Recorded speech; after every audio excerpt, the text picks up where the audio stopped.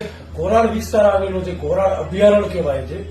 એ ઘોરાડ અભયારણ્યમાં ખેડૂતોને પીજીવીસીએલ દ્વારા છેલ્લા કેટલાય વર્ષોથી વીજ કનેક્શન આપવામાં આવતું નથી અને પવનચક્કીઓને અને મોટી મોટી જે કંપનીઓ છે એને વીજ કનેક્શન આપવામાં આવે છે. એ જ ઘોરાડ વિસ્તારમાં તંત્રની, કચ્છના નેતાઓની, કચ્છના સાંસદ જે અબડાસાના ધારાસભ્ય છે, આંખો બંધ કરીને બેઠા પડ્યા છે.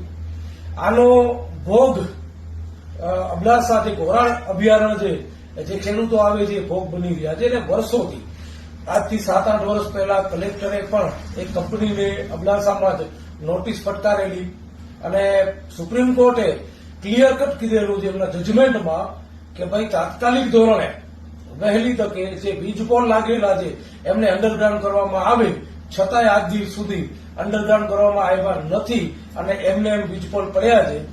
જે ઘોરાડ 40ની સંખ્યા હતી, આ કંપનીઓ, ખાનગી કંપનીઓ અને પવનચક્કીઓના કારણે, એમના કારણે જ 40માંથી માત્ર 2 થી 4 ઘોરાડ વધ્યા છે. આ તો ઘોરાડ એક પક્ષી છે, એક જીવ છે, એનું મોતનું કારણ કોઈ ખેડૂતો નથી. એનું મોતનું કારણ પણ આ મોટી મોટી કંપનીઓ છે. અને ખાસ હું કહીશ કે એનું મોતનું કારણ છે આ પીજીવીસીએલ વાળા, કે જેમને સુપ્રીમ કોર્ટે ઓર્ડર કર્યો છે કે અંડરગ્રાઉન્ડ લેવો, છતાંય નથી કરતા અંડરગ્રાઉન્ડ. આજ દિવસ સુધી અંડરગ્રાઉન્ડ લેવામાં આવી નથી અને ખેડૂતોને દબાવવા માટે, અન્નદાતાને દબાવવા માટે, એમને મારવા માટે એક મોટો ષડયંત્ર કચ્છ વહીવટી તંત્ર, ગુજરાત સરકાર, ધારાસભ્ય અને સાંસદનો છે.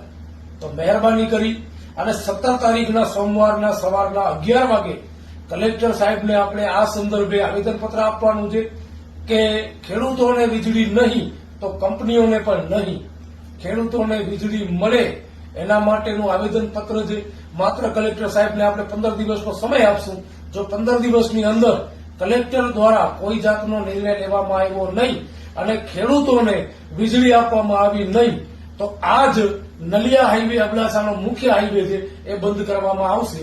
માટે આપ સૌને વિનંતી છે કે ખેડૂતો માટે, અન્નદાતા માટે, તમામ સમાજના ખેડૂતો 17 તારીખના સવારના 11 વાગે ભુજ કલેક્ટર ઓફિસ આગળ આપ સૌ હાજરી આપજો. હું તમારી સાથે જ છું અને જ્યાં સુધી ખેડૂતોને વીજ કનેક્શન નહીં મળે ત્યાં સુધી આપણે આ લડતને ચાલુ રાખશું. આપે જોયું છે હાલ અબડાસામાં જેટલી પણ મુદ્દાઓ ઉપર લડત લડ્યા બધામાં સક્સેસ ગયા છીએ. તો ગેરંટી આપું છું, ખેડૂતોને વીજ કનેક્શન અપાવવું એ જવાબદારી હવે લખન ધોવાની છે. માત્ર તમને ત્યાં કને આવીને હાજરી આપવાની છે અને એ પછી જો વીજ કનેક્શન નથી આપતા તો આ રોડ બંધ કરવાનું છે, ત્યારે પણ તમે લોકો હાજરી આપજો. આ મુદ્દો અન્નદાતાઓનો છે, ખેડૂતોનો છે, માટે સૌથી વધારે અલગ અલગ સમાજના આગેવાનો, કિસાન સંઘ છે, ખેડૂતો છે, તમામ લોકો ભુજમાં હાજરી આપ્યો કલેક્ટર ઓફિસની અંદર 17 તારીખ સોમવારના સવારના 11 વાગે.